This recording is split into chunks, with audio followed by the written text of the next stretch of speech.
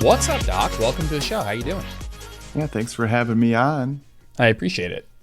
You said that you were switching over to podcast mode from speaking to patients. Is that That's right. what are you doing like full time, day to day these days? Mostly telehealth, boots on the ground Yeah, stuff. I know you have some things, yeah, certain things going yeah. on. I just started a new telemedicine program.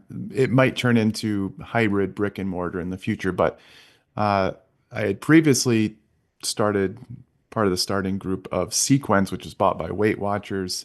I had left, wanted to do something more comprehensive, more in depth, and so that's what this is. Vineyard is my new clinic, and so it's a little bit more. A lot of these places out there, they basically uh, load up the doctors with tons of patients, and you don't actually get direct contact with the doctor if you're a patient. With this one, I wanted to be direct contact with the patient, doctor, and a dietitian, core group, focus on body composition, strength training, proper nutrition, and likely, hopefully, in the future, we'll have like mental health psychologists and things like that to give like a truly wraparound comprehensive package. So that's what I'm doing now. So I see patients, and I'm also the CEO, so I have to do CEO stuff, which also includes marketing stuff. So going on podcasts and things Sure, like that. So totally. all the things. Is this something that goes through insurance or people pay out of pocket? It's a subscription service, so that's what they call direct. Direct primary care is the common one you hear about. So skip the insurance. With concierge is where you have a retainer and you charge insurance. This is called direct care. So it's get rid of the middle person. That means that you can text me and I'll text back. You can just have direct contact. We just skip that whole insurance thing, and that way, because otherwise the way the current system is, the doctor has to see you to get paid. I don't have to see somebody to get paid, but you don't have to come see me for simple little questions and whatever. You can literally just text me. Most things can get resolved via messaging back and forth, and that way the patient has better care. Now it's not, it's $150 a month, so not, some people may be like, oh, that's kind of steep, but it's like if you want like really good care, like people know that if they go to their current, they 3 months out to get into their primary care doctor, the primary care doctor gives them 10 minutes. So this way, it's like you have as much time as you want. Yeah. Is that the what you find to be the main motivation? Is that somebody's looking for just an ease of being able to communicate with somebody? I will tell you that my experience is a funny one. Where this is why I'm so interested in what you in this is because I once I got off my parents' insurance, I was a sole proprietor, like an LLC, just my own business, being a personal trainer. And I just was like, yeah, I'm healthy. I'm not going to get healthcare. So for the longest time, I did not have healthcare. I didn't see a doctor. I hadn't seen a doctor for like 10 years. And then when my wife and I got married and I was under her insurance, she's an EMT.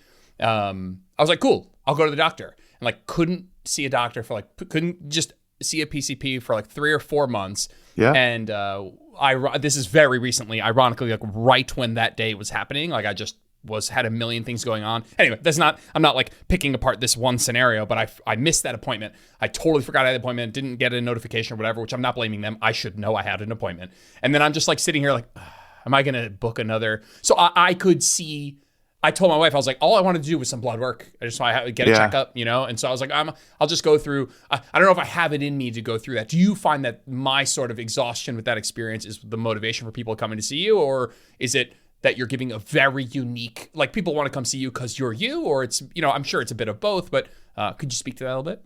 It's all of it. People, when it comes to these medicines specifically, they're just most people don't know what they're doing out there. So there's the expertise and the ease of use. It's all of it. The other thing is, you got these other companies out there selling prescriptions basically for erectile dysfunction, for hair loss, for skin, for hormone replacement therapy. And with this model, it's like, no, we can take over all those subscriptions that you're paying elsewhere under one subscription, but it's like you actually get a relationship. So developing a closer relationship with the doctor who has expertise, who is going to get back to you within the day, and you don't have to wait 3 months for any type of appointment. So it's all of it, expertise and ease of convenience, basically. Nice. Yeah, Yeah. I could see the benefit, and I can just hear myself being like, yeah, I would rather pay out of pocket and have that sort of experience than, maybe it's slightly less expensive, but I'm waiting 3 months for a 10-minute appointment. And so I see that being just, I don't know a ton about the insurance, healthcare, primary care landscape. And it's like certainly something maybe we'll touch on today, just in reference to the GLP-1 medications. But I could see where there's a niche, not even a niche, but like a need, we'll say, for that sort of approach. So very cool, very cool. Yeah. Let's pivot into the discussion of GLP-1 meds. And I did a podcast a couple weeks ago, just like the basics. If someone wants to learn a bit about what they are, different drugs that are out right now, what they're indicated for, what they're called, how they came to be, the little bit of the background, you can go check out, I think it's episode 248, but we'll touch on that maybe a little bit as we go. But I'd love to hear a bit about just, yeah, I wrote your relationship with these drugs over the years. That's how I phrased it, but just maybe how your experience with them as they've come out, some of the older drugs, and just how it's affected how you're treating patients today. Yeah. So when you look at the history of like weight medicines in general, we had things like phentermine. It's a sympathomimetic medicine, kind of like you think of Adderall, but it's not addictive or anything like Adderall or anything. But it does affect satiety in the brain in a different receptors, different parts of the brain. Those older drugs and Qsymia is the combination of phentermine and topiramate, which is people know as like either a migraine or anti-seizure drug. A little bit of that with phentermine. That drug is called Qsymia. So that one came out in 2012, around 10% total body weight loss. That's like the most powerful non-GLP-1 medicine. When you look at lifestyle, it's somewhere around 6 to 7% total body weight loss over the course of a year. Again, that's on average. Some people do way more, obviously. We see those success stories. So you go from 6 to 7 to that 10%, and then bariatric surgery is like 30%. So there's really nothing in between. The older GLP-1 medicine called liraglutide, they made that drug called Saxenda around 2014 that got approved. And that was around 7 or 8% total body weight loss on average over the course of a year or so. And so it's like, that's okay. So when semaglutide, higher dose semaglutide, not the Ozempic dose, the original Ozempic dose went up to 1 milligram. In 2021, Wegovy high dose semaglutide 2.4 milligrams came out, and it came out with like 15-ish% total body weight loss. It was like, wow, now we have something that kind of bridges this gap between that lifestyle and older drugs and bariatric surgery. And what it did was really changed everything about what people think about obesity and medicines. There's still a lot of skeptics out there, of course, with the old fen being in the 90s as phentermine plus fenfluramine. Fenfluramine was the part that caused heart valve issues. The phentermine is okay. So people were kind of like scared still from that era. But like now we have a drug, 15%, like it really changes how people think about it. And they still people skeptical until they start using the medicines. They don't, even with bariatric surgery, they don't describe the same kind of feelings. The mental load being taken off, not thinking about food. That's probably the one that is not most talked about.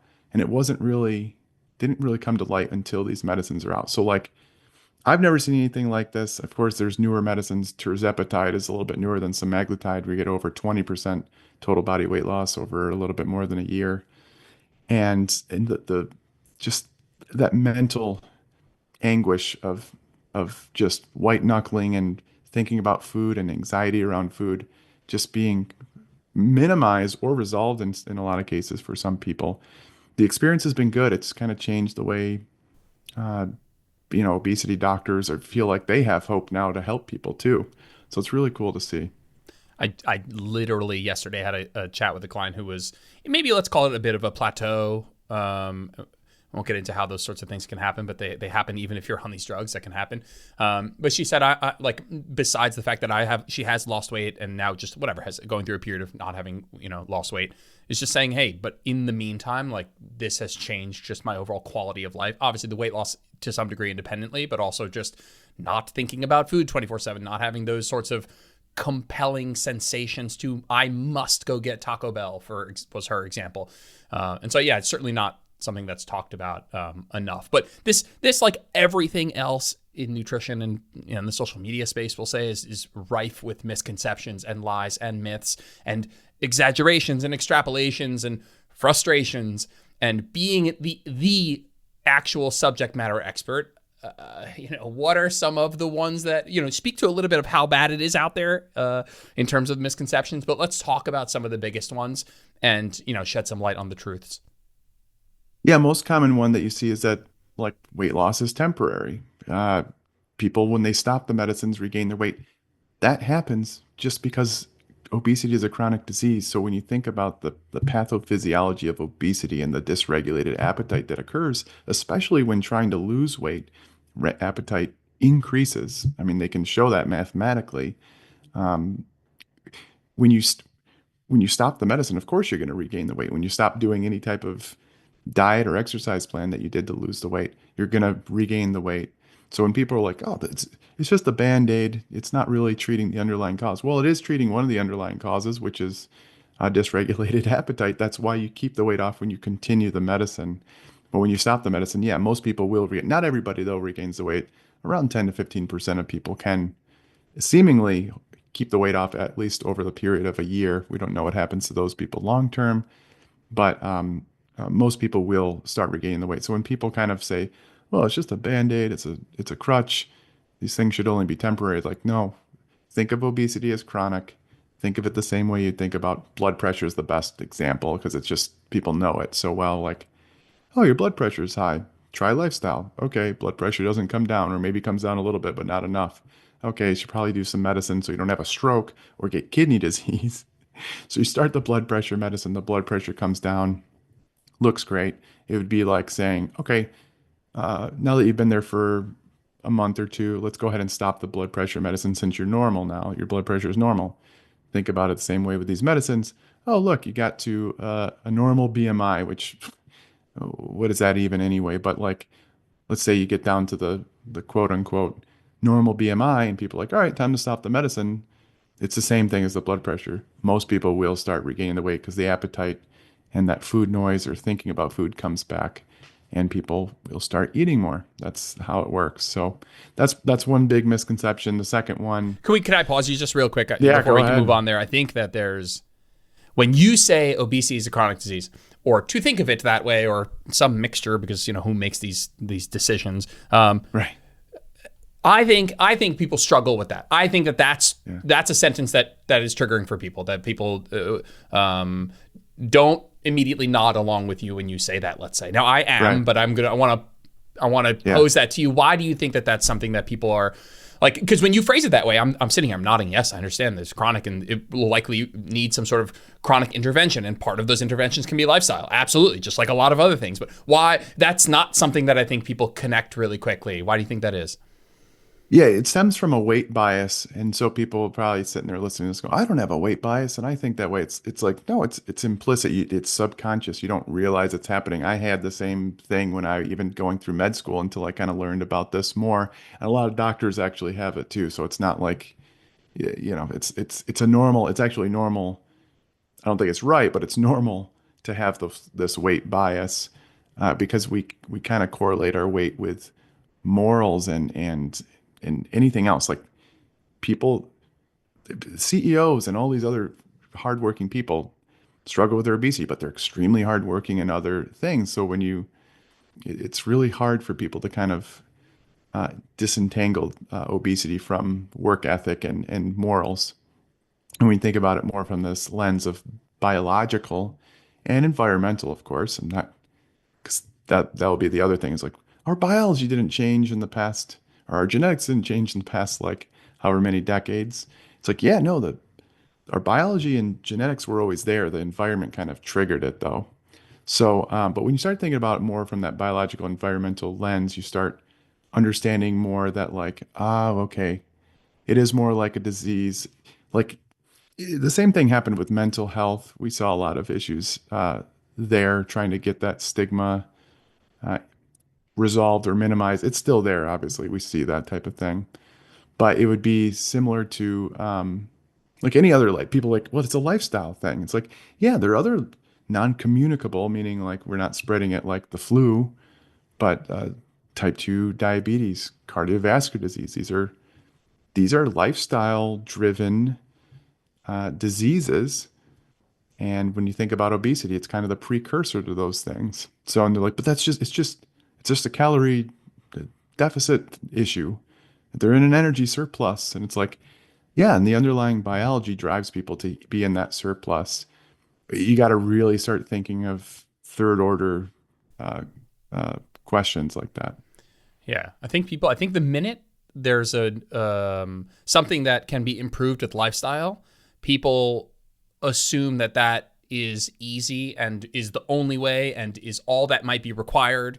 And I think that when you say something like obesity is chronic disease, I think people just aren't consciously or want to believe how much of that is genetics. I'm not saying it's only genetics, of course not. Yeah, But they are in denial about the large percentage that is either genetics or in the not easily modifiable factors, socioeconomic status and upbringing and all of those things. An example in my own life is I'm a homozygous ApoE4, right? And so I'm, I'm fucked. No, but my family on average have higher LDL, and my dad is fit, does a lot of cardio, lifts weights, normal body weight, eats nutritious food, enough fiber, has elevated LDL. Like every person sitting here is like, yeah, you should take medication. Everybody would say that. But then you have people that are, what you're saying is that it's okay for a person to take medication for a thing that lifestyle is not necessarily sufficient for. And for people who suffer with obesity for 30 years and have tried a bunch of things and are working on lifestyle stuff, and they have genetic plus, let's call them non-easily modifiable factors against them, it's not okay for them to also get some pharmaceutical help. Right. I wish there was, like you said, it comes down to this distinction you could sum up in sort of like a weight bias as a definition. Yeah. Yeah. I mean, I always say, like, look, are you still using telegrams to communicate with people? Yeah.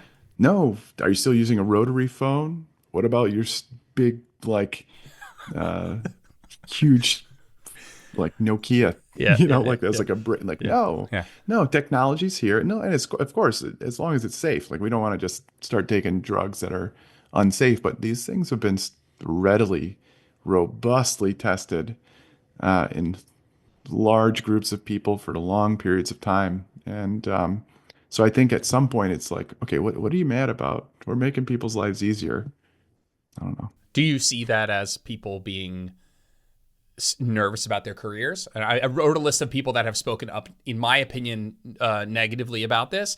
And I just see that list and I'm thinking, are these people that are nervous about what the future holds for what they sell, which is lifestyle? Do you sense a bit of that?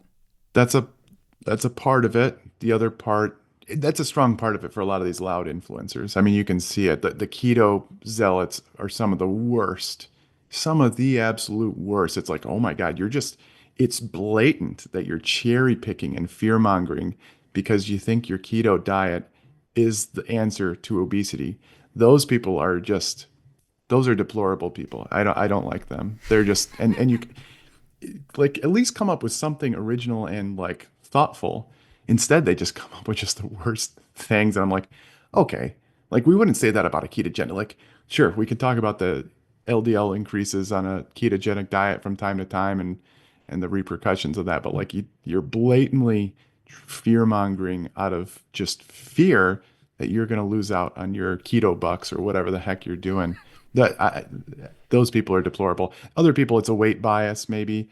I think I see some personal trainers do it, and I'm like, hey, gosh, you should ride this train. These medicines are going to make your life a lot easier because there is no drug at this moment that takes the place of training. It doesn't exist. They're trying to create them. I'm very skeptical that we see anything that replaces exercise anytime soon. So I would be jumping on the train. But for the keto people and some of these, you see plant-based people too. I don't want to pick on only keto. I see some of the plant-based people doing it as well. It's like, no, like, your ketogenic diet and your plant-based diets can go along with the GLP-1 medicines. Like, and maybe you can minimize the use of you can keep the doses lower. I don't, there's all sorts of things. These drugs aren't going away anytime soon. So you better figure out how to get along with them as opposed to being against them, because you're going to be on the wrong side of history. Yeah, that's exactly how I feel, and that is super funny. I had a chat with my dad. We were doing like some I don't know why we were talking about this. We were just like looking ahead to the future. He was asking about my job, and I was like, I don't know what the next 10, 15, 20 years hold in terms of the air quote obesity epidemic. I think these drugs are going to get better and better and more widespread and safer, and we're going to understand them better. And I was like, but until we have an exercise mimetic, like I'll still be. I was like, Dad, don't worry, like I'll still have a job. Like it's gonna, and mostly tongue in cheek, like mostly super happy and looking forward to helping people. I'm sure we'll talk about like losses in lean body mass and helping people make sure that they're lifting weights and using these drugs for good, using them with all the power that they hold and using them the air quote right way, and look forward to doing it. I think people should be more excited about helping people use them in the right way than framing it as an either or sort of scenario. Yep, that's right. I agree. Let's you were, I cut you off there in the middle of misconception number 2, but let's jump into it. Yeah, I think it's the muscle loss thing. There are some of the other misconceptions about like nausea is the reason people lose weight. We can get into that. That's such a small one, an easy one that's been debunked many times. The Yep. muscle loss one is important. This came to light by a Dr. Peter Attia, if anybody's heard of this guy. And he's a pretty smart guy, but I have a feeling he was trying to push this narrative to sell his book. Uh, that's my guess. Maybe he can.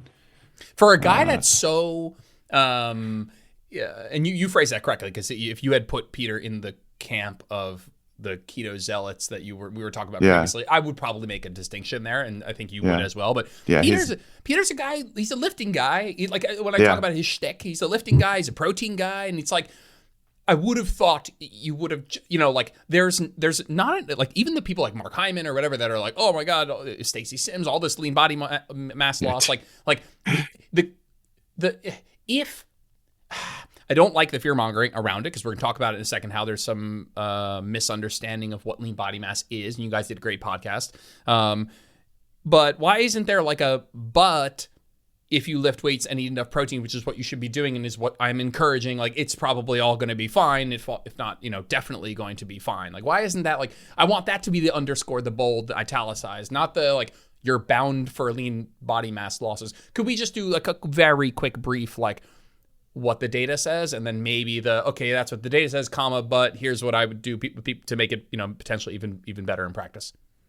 Yeah. So in the big studies, there's one called the Step 1 trial, which was the first like semaglutide high dose Wegovy for those with obesity. And there was a tiny subset of those folks who got DEXA scans during the big trial. And it showed they had around like a 39% fat-free mass loss, which is more than what we would expect. Fat-free mass loss doesn't automatically equal muscle loss. You can't tell between fluid and anything else. It's what's not adipose tissue.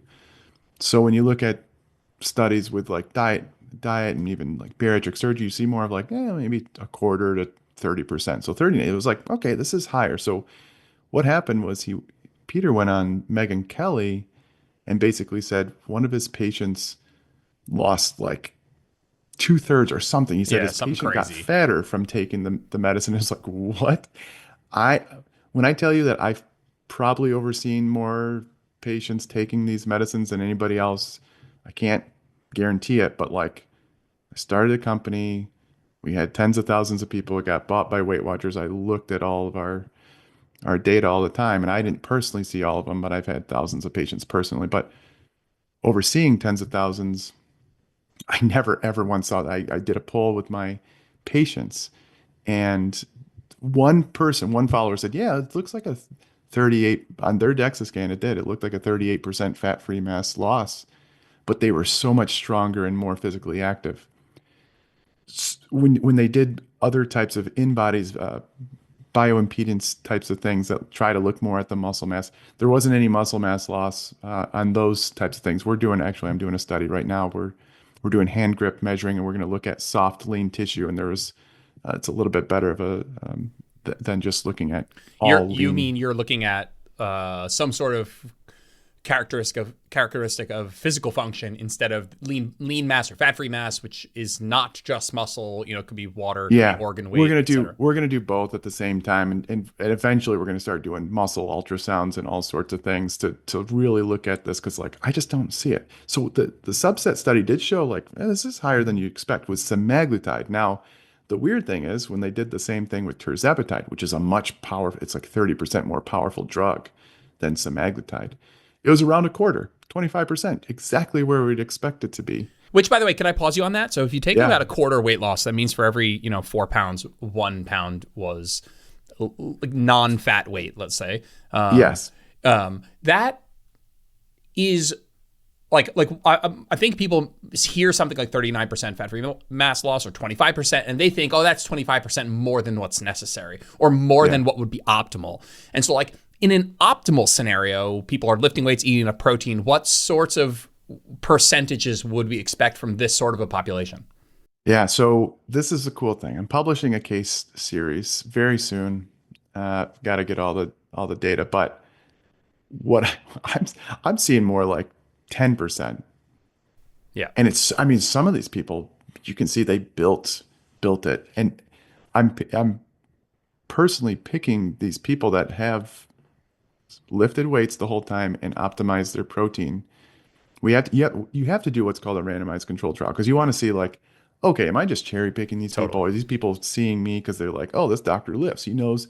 Am I missing other people out there that are also doing it and lost that weight? So it's important to do what you call a randomized controlled trial or at least a large cohort study. I'm doing a cohort study right now, but we're going to do this case series specifically just to get it out there soon. But these people, I mean, like minimal, very small amounts of fat-free mass loss, and they're getting stronger. I'd expect more like 10% of that. And we'll see. I mean, when I do this cohort study, it's going to be my patient population. We're going to do 100 patients, as opposed to those trials where they didn't give them any lifting and protein goals.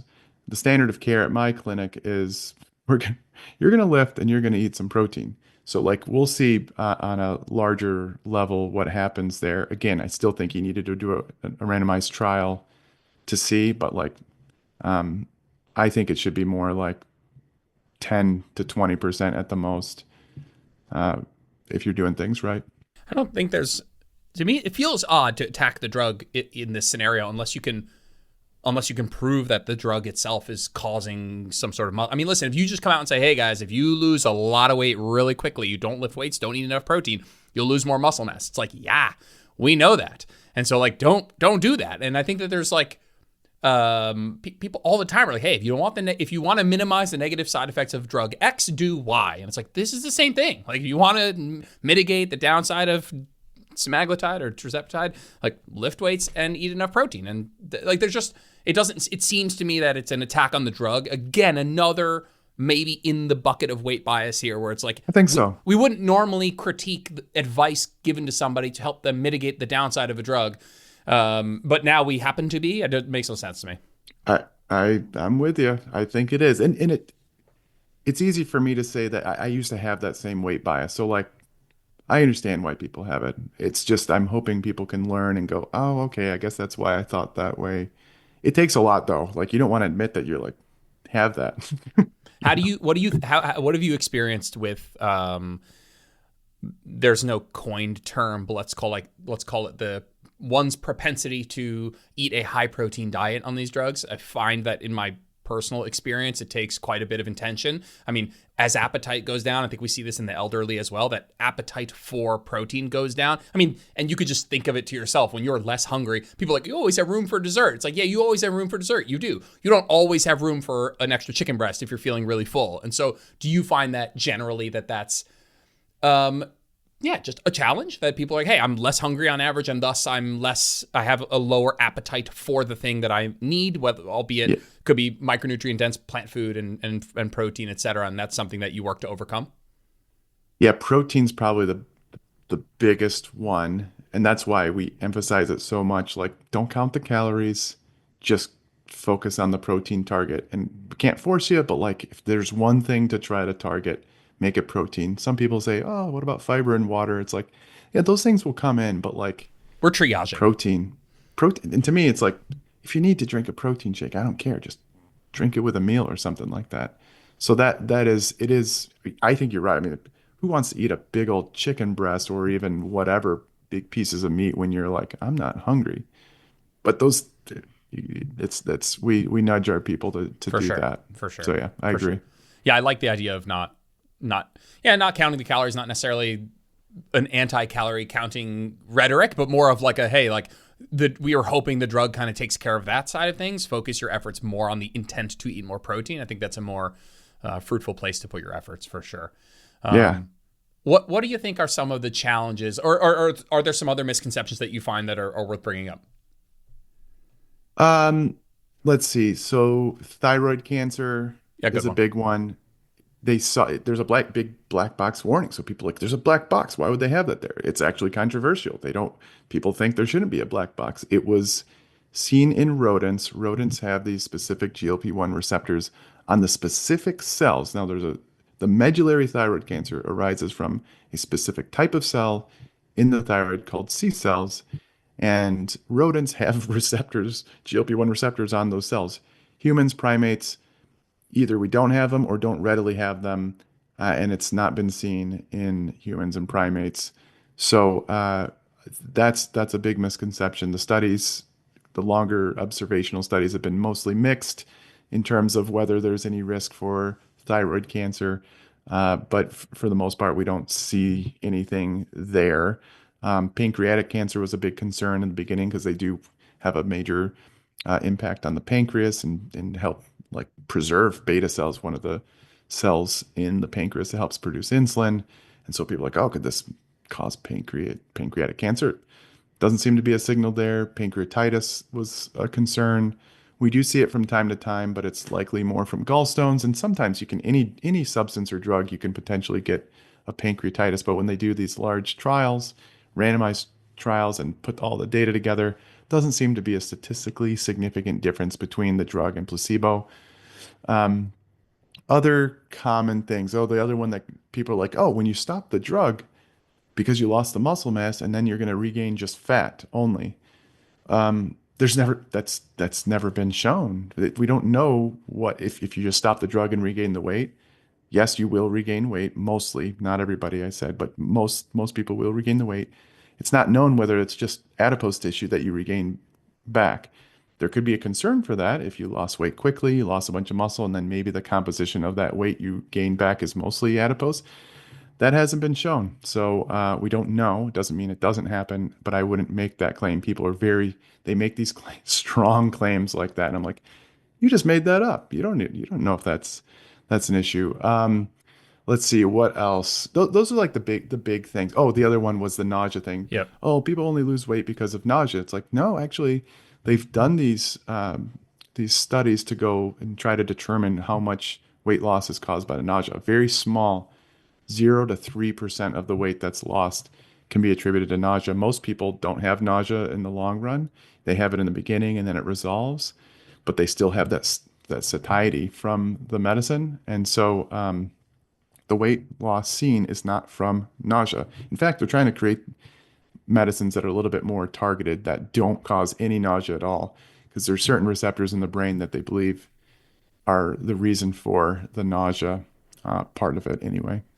I totally agree with all of that. I feel like this is more people piling on. I've worked with plenty of clients who've had bariatric surgery and they've reported, hey, I can't eat a whole lot of volume in a single meal. And they report to me, they're like, that's one of the reasons that I don't regain the weight because I literally can't eat that much at a single meal. And that's not a feature insofar as an intent of like, oh, that's how we're going to keep your weight off because you get nauseous every time you eat. That's not the intent. And no, it's crazy to say that is the intent or that is the cause. That's how this works. It's not. But I chuckle in the moment. I'm thinking of a couple of clients of mine right now that are like, yeah, like one of the reasons I don't gain the weight back is I can't eat that much or I don't feel very good. And so, yeah, I'm not saying that's good. I'm not saying that's the intent at all. But the idea of that in terms of bariatric surgery, I think people have made less of that. And now all of a sudden they're like, oh yeah, you just lose weight because you get nauseous every time you eat. It's like, all right, that's not what's happening. Yeah.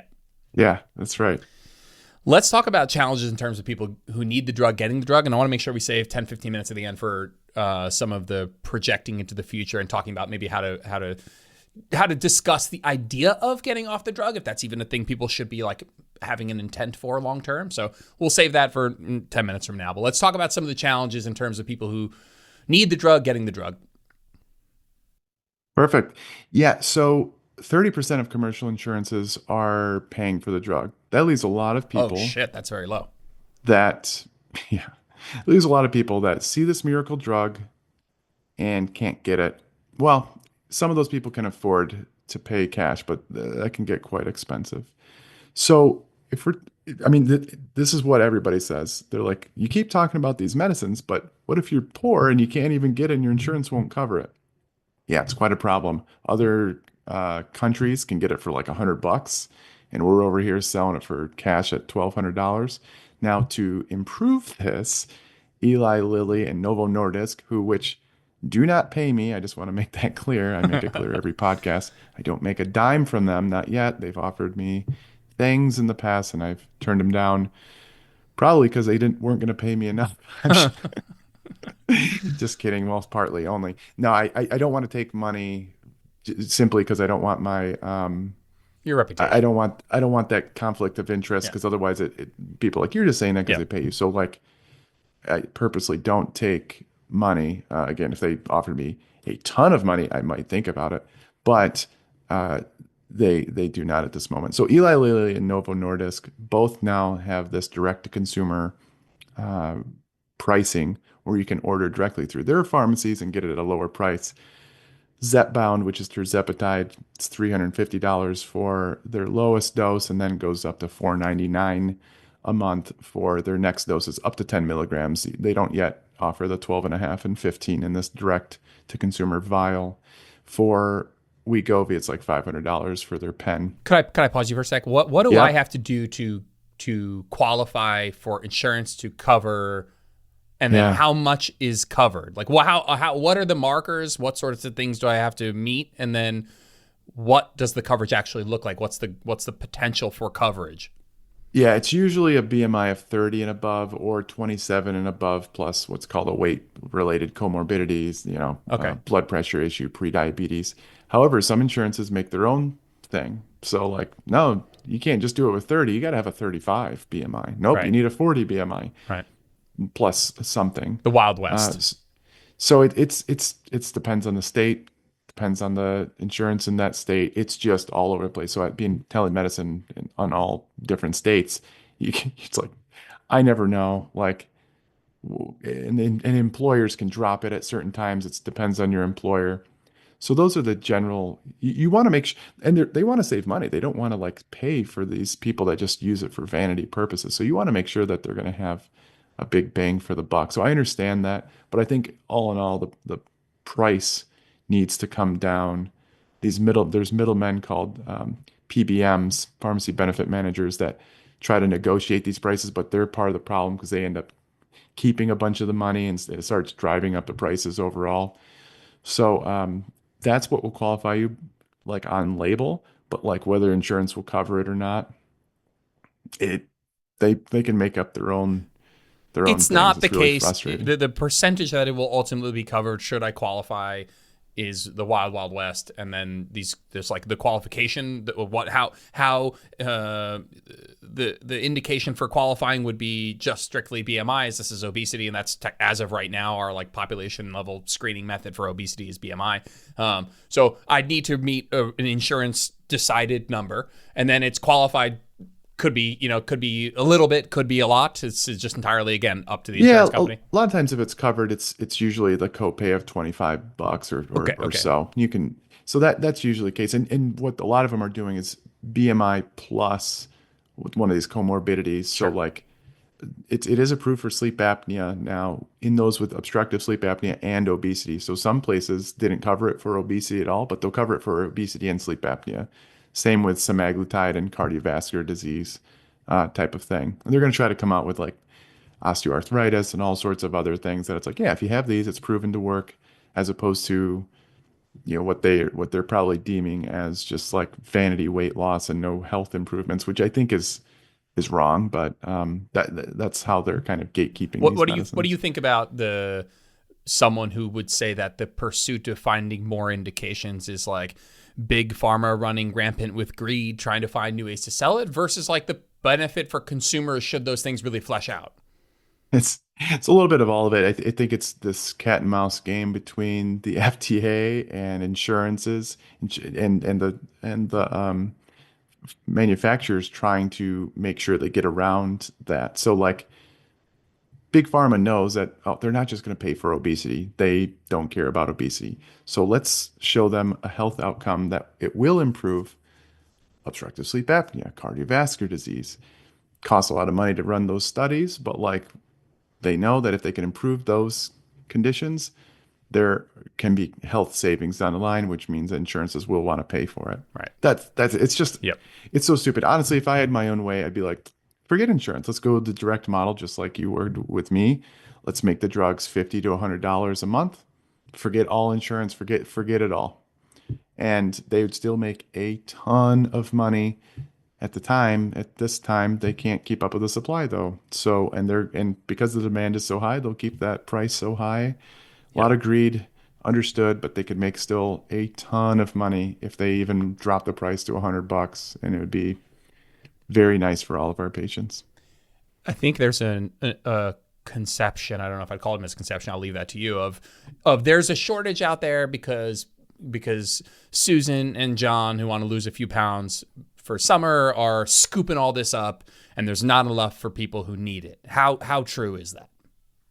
Yeah, so yes, this is, we saw this in the beginning. We saw shortages. I mean, the Kardashians, all these other Hollywood actors and actresses going to their um, Hollywood doctors, and the Hollywood doctors are, they don't care. They'll write for the medicine. So we did see that. I hope that's not as much of the case anymore. But these doctors are writing the stuff. It's not good medicine. But and honestly, too, when you start writing it to a bunch of people who don't have an indication, that's where you start seeing potentially more negative effects compared to the benefits that you would hope in the right population. And that's where you start hearing about, like, you get a lot of the fear mongering because it's like, oh, this person who was already really thin had low bone density all of a Yeah. sudden. It's like, Yeah. yeah, they shouldn't have been on the medicine in Yeah. the Totally. first Totally. place. Totally. Totally. So, like, all sorts of that stuff. This person uh, threw up and ended up in the hospital and with kidney failure because they shouldn't have been on the medicine in the first place. The medicines actually reduce chronic kidney disease and kidney failure, but like if you're throwing up and you shouldn't have been on the medicine, you get dehydrated and there's not enough blood going to your kidney, of course you're going to get a kidney injury. So poor practice when you start giving it out for not the proper indications. Just last on the shortages, we'll move on. Is what is the solution to that? Why is there a shortage? That's not a rhetorical question. That's not me being like, look at these idiots, like they didn't plan well enough. Like, is it a strategic shortage on purpose, keeping demand high? Is it just this shit takes a long time to make and it's hard to make in enough quantity, and it's either this or we hold off for 5 years to build up supply and then there's no shortage. Like, why is there a shortage? It's really disappointing. I think Novo Nordisk really dropped the ball when they came out with Wegovy in 2021. They did not foresee the demand, which seems crazy to me. A trillion-dollar company didn't have the foresight to see this happening. Eli Lilly, I mean, same thing happened to them too. It's really, really disappointing. I think they didn't plan well, but if you're a conspiracy theorist, and maybe it's not wrong, maybe not on not on accident. I don't know. A lot of it's the pen though. They can't the pen how that delivers is a little bit hard to manufacture, whereas the actual peptide they create still takes a process, but like you can put those peptides in vials Yep. and make sure that they're equivalent to the pen. And that's what they're doing now, like Eli Lilly is, to make sure that they can do that's the direct to consumer version, the Zepbound into vials, Lilly Direct, which I love. So I don't know. I want to say that they just didn't have the foresight, which means that they can be idiots. I can say that they don't pay me, right? So I think there's part of that, but then part of me is like, okay, well, what's going on here? Is this just to keep the demand high? I don't know. I don't know. There's I could go either way. There's a Yep. lot of greed going on, and Sure. I like the companies, but at the same time, it's like, come on, get let's get yourself together here right now. Come Yeah, on. that's fair. I think that's a fair stance.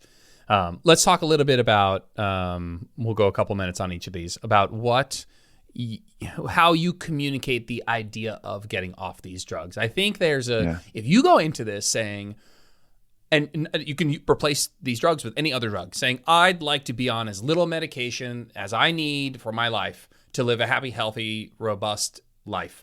Like I think that's a totally fine philosophy. I think that's a philosophy you probably should have. I mean, who wants to take more medication than they need? So the alternative is take as little as I need. And so the idea of being on this drug forever at a full dose, I don't know if anybody goes into it with that as the intent. I think I want to normalize the idea of taking this forever and as a treatment for a chronic disease such as obesity. I want to normalize that for sure. But I think a lot of people aren't going into it saying, yeah, 100% I'd like to be on this full dose for the rest of my life. There's the idea of taking less, taking something else, tapering down / off. Like, how do you feel about that? How do you communicate that with the people you work with? Yeah, this is exactly what I say. I go, the medicine is meant to be taken long term, indefinitely, just like any other chronic disease medicine. Having said that, it doesn't mean you have to stay on it long term. Most people that come off it will regain their weight, but not everybody. And if you want to try to come off, we can. I will say there's probably benefits to being on the medicine other than just the weight. So I do want to make sure you know that. So, for example, cardiovascular disease protection, weight loss probably has a little bit to do with that, but like there's something about these medicines that protect against cardiovascular disease events beyond the weight. So as long as people understand that and they want to come off, we'll give it our best try.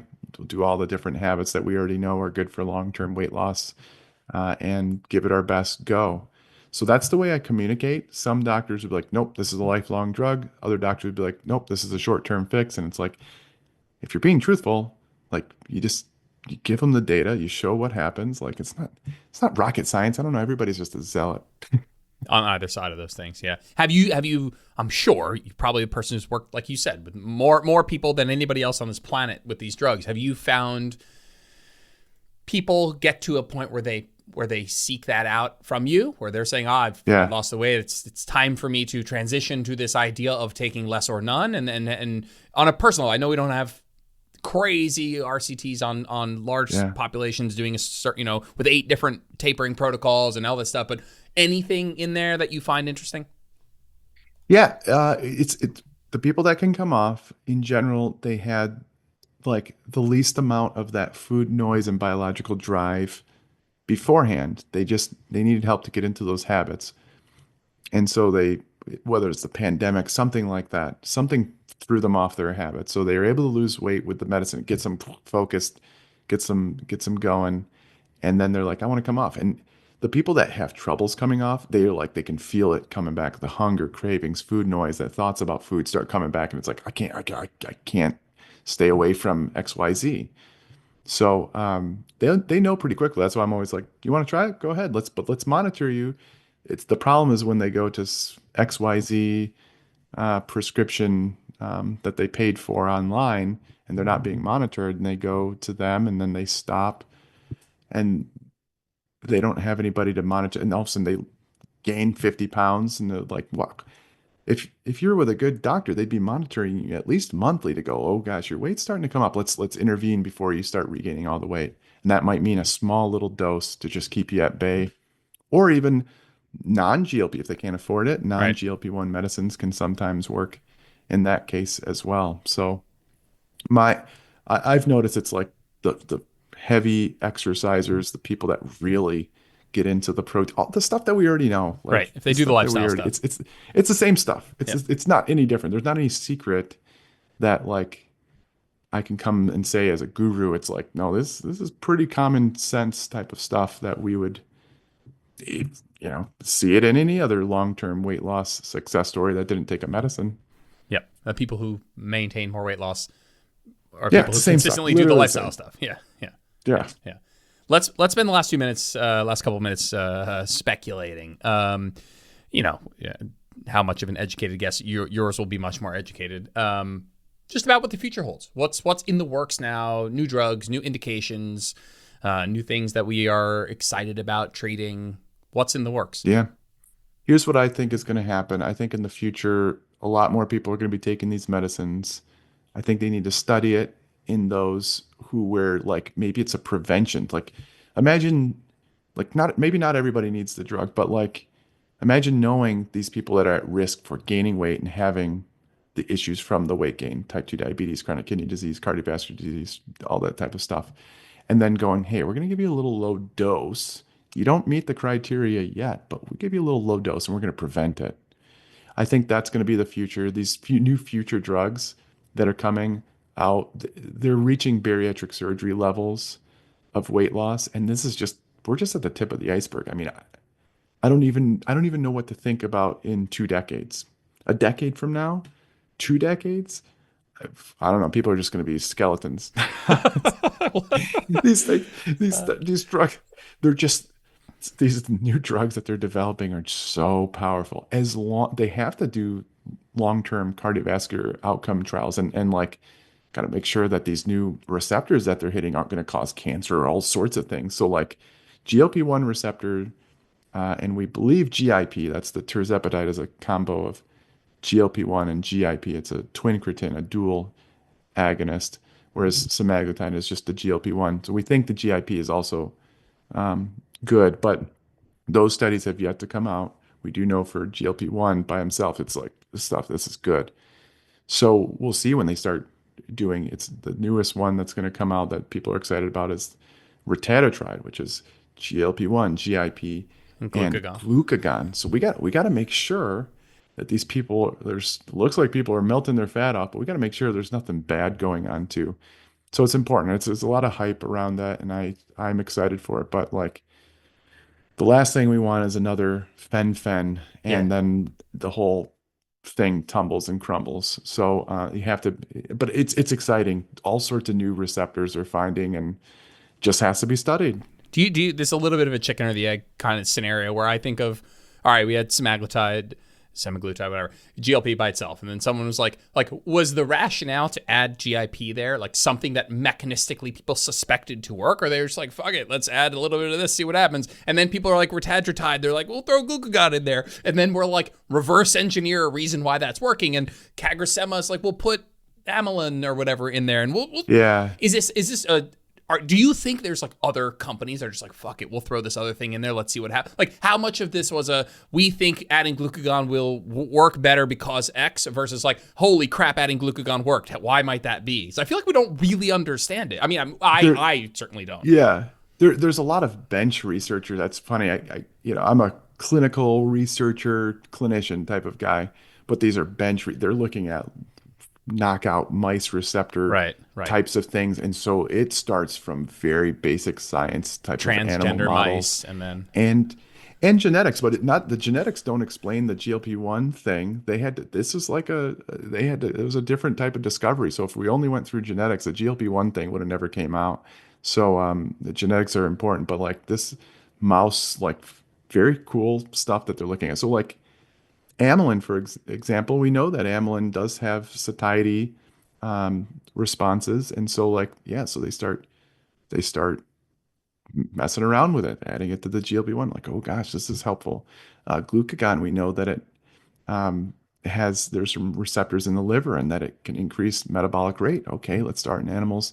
But yeah, there are a lot of companies out there taking this bench research, and then not everything takes it to phase 3 though. This is why you do the phases of the studies are important. You start with those animal models, phase 1, phase 2, then phase 3. And some of them, like they're promising, and all of a sudden it's like, oh gosh, there was something really bad that just happened. This isn't going to phase 3. So they usually have a good sense before they start adding these, but like because these big pharma, they're investing a lot of money. They don't want to like invest a bunch of money into a dud or something bad. So they usually have a good idea of what's going on. cool. Yeah, I'm Just interested to see where we go with this. And I know that I'll be along for the ride to just make sure people are doing it safely. And I appreciate all the work that you do. You're just, I appreciate all the work that you do, but I also see from afar that it can be stressful because it's a divisive area and you're just fighting a lot of kind of harsh bullshit battles on a lot of fronts. So I appreciate you doing a good job with that and keeping, just staying optimistic about it. Thanks. I appreciate it. So I appreciate you too, because it's just, unfortunately, I feel like we're in a minority of a bunch of just absolute nonsense, and it's Brandolini's law where it takes a way more effort to debunk and whatever than it does to create the complete falsehoods. It's just every day I get sent these videos, and I'm like, Jesus Christ, like I don't like I could just make up stuff too. Yeah, And, like these people are just unethical, deplorable humans. I don't know. I think they're just terrible human beings. I don't know what else to say. Same. Where can people find more about you and Vineyard and what you guys are doing?